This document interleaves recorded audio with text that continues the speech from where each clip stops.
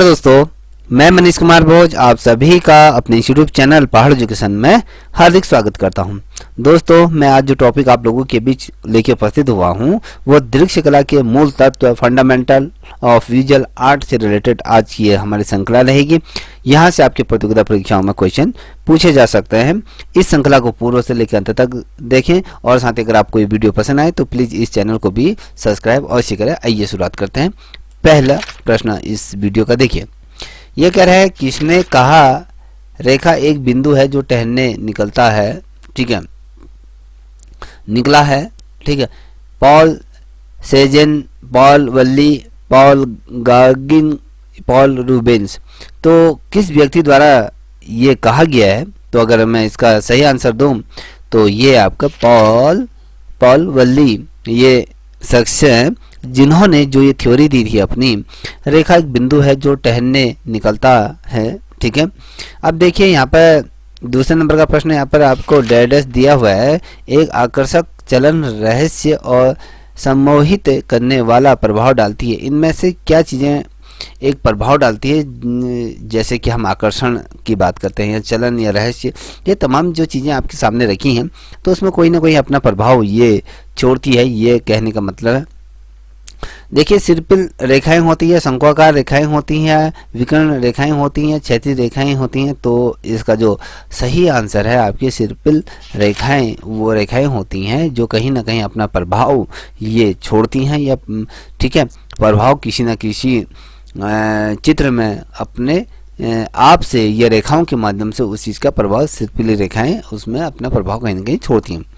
अब बात करेंगे अगले प्रश्न की। तो ये कह रहा है कि आकार ऊंचाई और चौड़ाई के साथ द्विवर्षी होता है, जबकि रूप डैश दिया है आयामी होता है। कितने आयाम में आपको रूप देखने को मिलता है? देखिए, एक आयाम, 1, 2, 1, 3, 4 या बहु। देखिए दोस्तों, इसका जो सही आंसर है वो आपके 3 आयाम। देखिए, कभी भी हम किसी भी चित्र को अगर हम किसी धरातल पर उकेरते हैं तो जो मानव नेत्रों को जो उसका प्रतिबिंब उसके दृष्ट पटल पर पड़ता है वो त्रिआयामी प्रभाव उत्पन्न करता है। वो आभासी प्रतिबिंब हमारे दृष्ट पटल पर ये छोड़ता है। तो कहीं ना कहीं रूप में हमें जो देखने को मिलता है त्रिआयामी रूप। देखिए, जैसे आप हॉलीवुड की मूवियाँ या कोई 3D मूवी देखने जाते हों तो उसमें भी जो हमें दृष्टि पटल से जो हम देखते हैं तो वो हमारे जो दृष्टि पटल में त्रिआयामी प्रभाव में छोड़ता है। और एक चीज़ और बता दूँ, यदि आप किसी धरातल पर किसी चित्र को उकेरते हैं तो जब आप उकेरते हैं तो वो द्विआयामी चित्र हमेशा बनता है और वो जो प्रभाव छोड़ता है, जो हमें दिखाई देता है, वो आपको त्रिआयामी प्रभाव कहीं ना कहीं वो छोड़ता है, ठीक है, ये समझ गए होंगे। अब देखिए, चौथे नंबर का प्रश्न कह रहा है कि जब हम एक प्राथमिक और एक द्वितीयक रंग मिलाते हैं तो हमें एक डैश रंग प्राप्त होता है, ठीक है। कौन सा रंग ये प्राप्त होता है ये आपको बताना है। बहुत ज़्यादा महत्वपूर्ण प्रश्न है। देखिए, एक पूरक या गर्म या मोनोक्रोम या तृतीय। देखिए, हमने पहले प्राथमिक रंग मिलाया, फिर द्वितीय रंग मिलाया, तो द्वितीय रंग प्राथमिक द्वितीय रंग मिलाया तो कौन सा रंग प्राप्त होगा? ऑब्वियसली तृतीय रंग हमें प्राप्त होगा, ठीक है।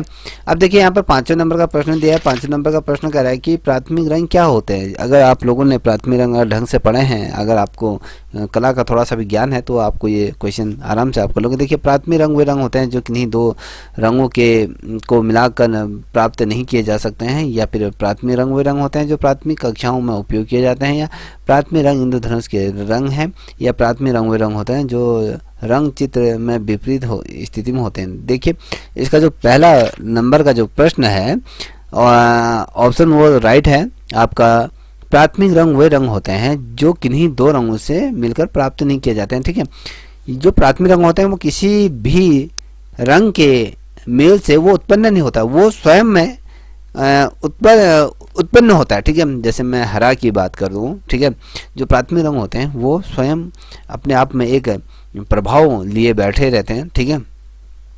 अब देखिए, अगला प्रश्न 6 नंबर का प्रश्न, निम्न नीला और डैश मिलाकर हरा बनाते हैं जो लाल रंग के विपरीत होता है। देखिए, इसमें दिया है पीला दिया है, लाल दिया है, नारंगी दिया है, भूरा दिया है, तो इसका जो सही आंसर है वो आपका पीला है, ठीक है। अब देखिए, 7वें नंबर का प्रश्न कर रहा है डैश डैश और पीला मिलाकर नारंगी बनाते हैं जो रंग जो नीले रंग के विपरीत होता है, ये पीला है या लाल है या हरा है या भूरा है, तो जो इसके विपरीत होगा वो लाल होगा। ठीक है, अब आते हैं अगले प्रश्न, 8वें नंबर का प्रश्न है, नीला और लाल डर मिलाकर बनाते हैं जो पीले रंग के विपरीत होता है, वो कौन सा होता है?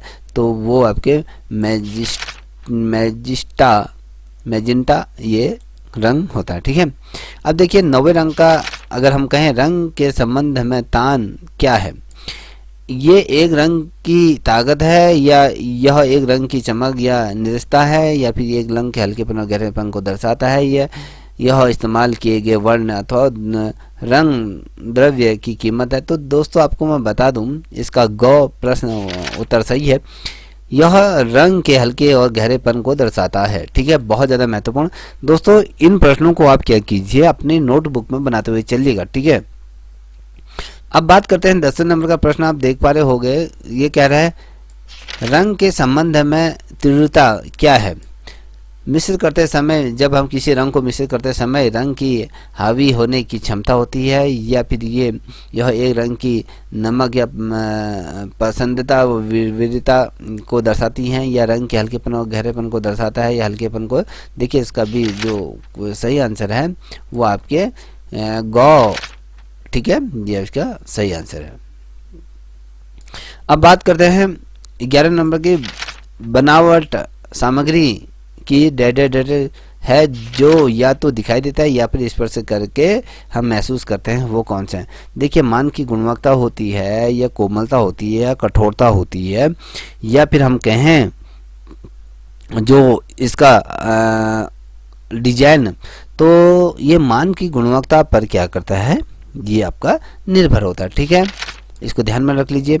अब बात करते हैं अगले प्रश्न की, तो अगला प्रश्न क्या कह रहा है, देखिए 12वें नंबर का प्रश्न, डैश जिस तरह से एक सतह वास्तव में महसूस होती है या दिखाई देती है उसे व्यक्त करता है, क्या उस चीज़ को व्यक्त करती है? देखिए रेखा है, स्थान है, विस्तार है, मूल्य है, ये बनावट है। तो 12वें नंबर का जो प्रश्न है, जो उसका अगर मैं सही उत्तर बताऊं तो वो आपकी जो चीज़ को व्यक्त करती है वो आपकी बनावट है। ठीक है, बनावट से ही हम किसी चीज़ को देख पाते हैं।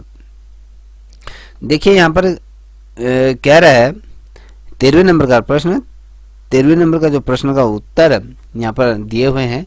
देखिए डैश एक चित्र में या उसके आसपास की खाली जगह या सतह है, यह नकारात्मक या सकारात्मक हो सकता है, आकार हो सकता है, रंग होता है, स्थान है, या विस्तार या फिर मूल्य। तो उसका जो हमेशा अगर हम बात करें, जो उस चीज़ को जो लिए बैठे रहता है, इसका स्थान या विस्तार को ये क्या होता है, लिए बैठे रहता है। ठीक है, जिसमें नकारात्मक सकारात्मक दोनों चीज़ें हमें देखने को मिल सकती है, दोनों चीज़ें हो सकती हैं, ये कहने का मतलब है। ठीक है, अब देखते हैं अगला प्रश्न, 14 नंबर का प्रश्न, यह कला का सबसे बुनियादी तत्व है, इसका उपयोग कला में बहुत सी अलग अलग चीज़ों को चित्रित करने के लिए किया जाता है। देखिए बनावट का किया जाता है, स्थान का किया, रेखा का किया जाता है, तान के लिए। देखिए हमेशा हम किसी भी चित्र को बनाते हैं तो बिना रेखा के किसी भी चित्र को हम नहीं बना सकते हैं। ठीक है, 15 नंबर का प्रश्न है, डैश दिया हुआ है, आपको रिक्त स्थान की पूर्ति करनी है। यहाँ पर एक स्थान में एक बिंदु का मार्ग है, बनावट, स्थान, रेखा या तान, तो क्या हो सकता है इसका आंसर, ये बताइएगा। देखिए अगर मैं बात करूं तो इसका जो आंसर होगा वो आपका रेखा होगा। ठीक है, रेखा अत्यंत महत्वपूर्ण। अब देखिए 16 नंबर का, वे त्रिआयामी है, उसमें ऊंचाई, चौड़ाई, गहराई और गोलाई होती है, रंग होता है, आकार होता है, रूप होता है, तान होता है। तो दोस्तों वो रूप होता है, रूप में चौड़ाई भी होती है, ऊंचाई भी होती है, गहराई भी ये लिए होता है। ठीक है, अब देखिए 17 नंबर का प्रश्न है, इसे हम प्रकाश रंगों के रूप में देखते हैं जो हमारे आसपास की चीज़ों पर दिखाई देती है। ठीक है, यह रेखा है, स्थान है या मूल्य है, यह क्या है, आपका रंग है। तो इसका जो सही आंसर है वो आपका रंग है। ठीक है, हमें जो हम कह रहे हैं प्रकाश में हमें जो चीज़ें दिखाई देती है, प्रकाश तरंगों के रूप में हम जो देखते हैं, देखिए प्रकाश तरंगों में हमें रंग हमें दिखाई देता है। ठीक है, जैसे इंद्रधनुष को देखते हो तो उसमें क्या देखते हैं, 7 रंग आपको देखने को मिल जाते हैं। अब 18वें नंबर का प्रश्न आप देख पा रहे हो गया, आकार का वर्णन करने के लिए सबसे अच्छा उत्तर चुनिए, ये कह रहा है। आपको उसको पिक करना है। देखिए ये कह रहा है कि कला एक सिद्धांत है जो ऊंचाई और गोलाई से संबंधित है। एक तत्व जो चीज़ों के बीच आपस आसपास और भीतर के क्षेत्रों को संदर्भित करता है। एक तत्व जो ऊंचाई और चौड़ाई से संबंधित है और जो क्षेत्र और स्थान को घेरता है। एक तत्व जो गहराई लिए बैठा है, तो जो जगह को देता है। तो इसका जो सही आंसर है तो उसका यह है कि एक तत्व जो ऊंचाई और चौड़ाई से संबंधित है और जो क्षेत्र या स्थान को घेरता है। ठीक है, ये बहुत ज़्यादा महत्वपूर्ण प्रश्न है। अब बात करते हैं अगले प्रश्न की। 19वें नंबर की प्रश्न की तरफ हम बढ़ रहे हैं। ठीक है, इनको नोट डाउन करते हुए चलिए। देखिए कला के किस तत्व का संबंध है परिवर्तित प्रकाश या परावर्तित प्रकाश या रिफ्लेक्टेड लाइट से ये है, ये आपको बताना है।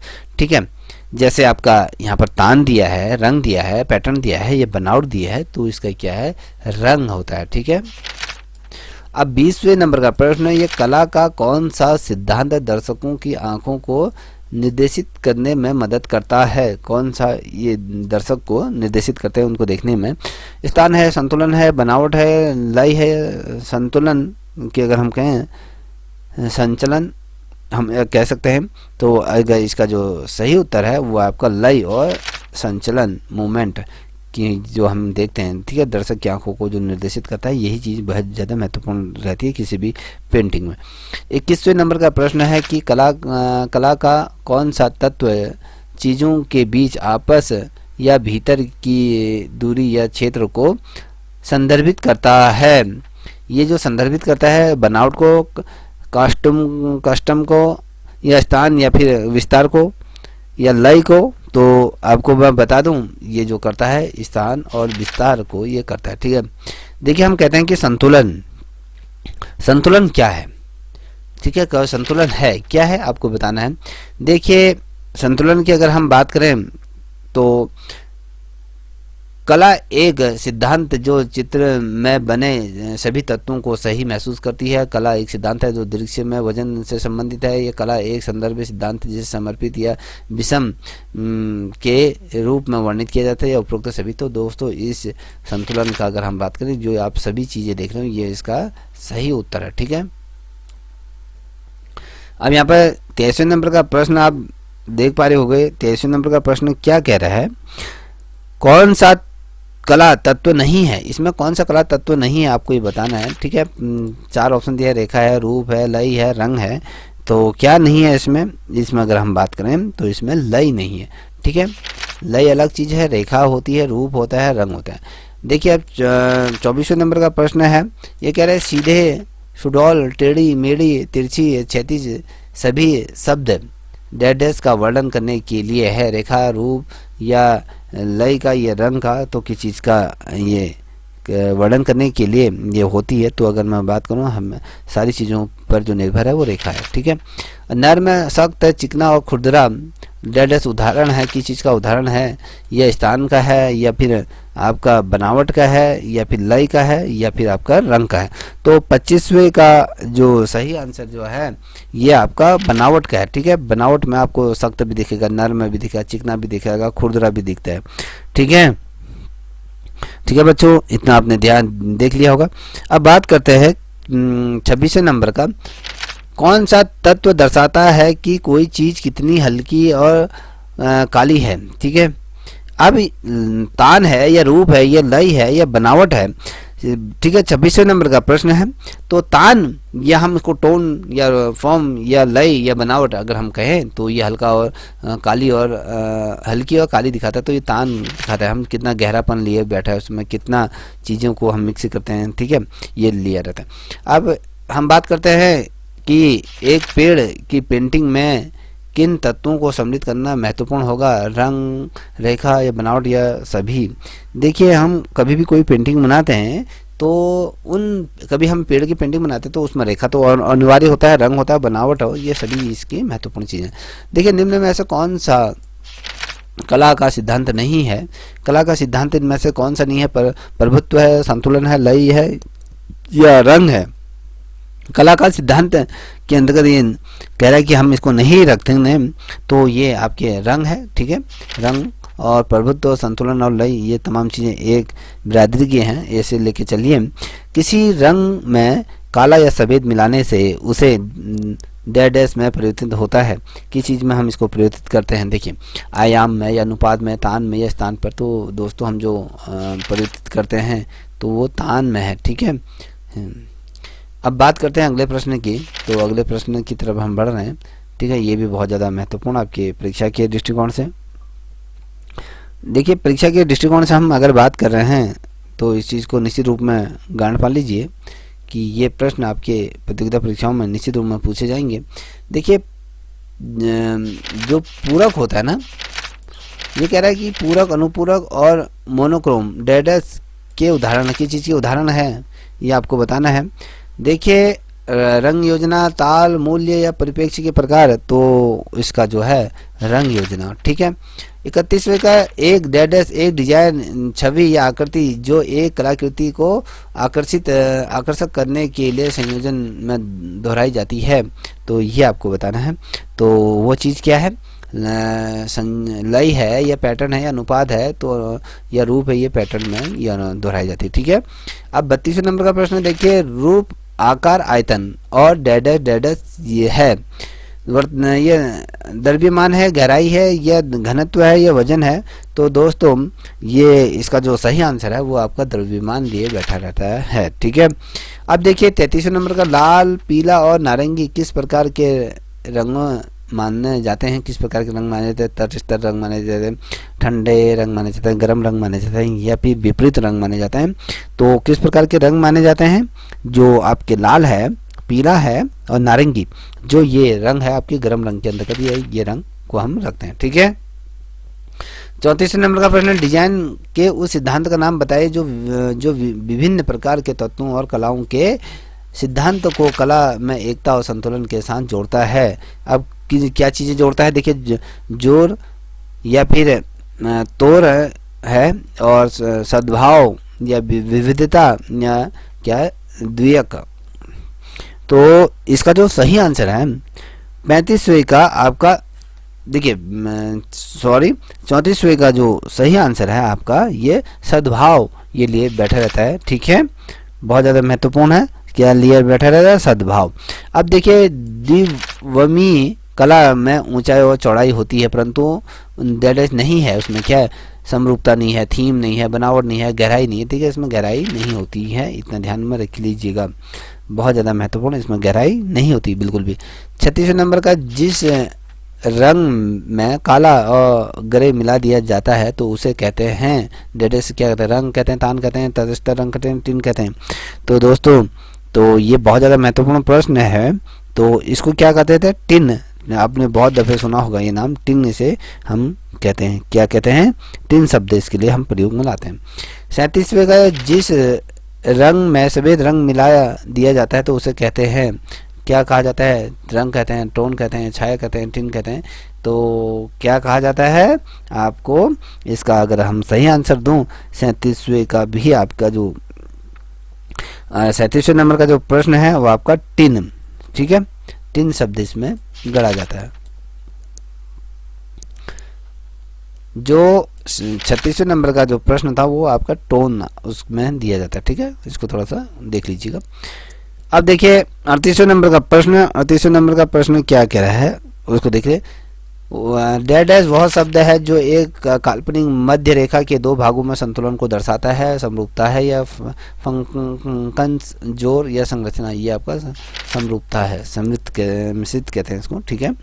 अब देखिए यहाँ पर 39 नंबर का प्रश्न है, वस्तु के बीच आसपास ऊपर नीचे का क्षेत्र स्थान होता है, रूप होता है, आकार होता है, स्केल होता है, तो क्या कहा जाता है उसको, ठीक है।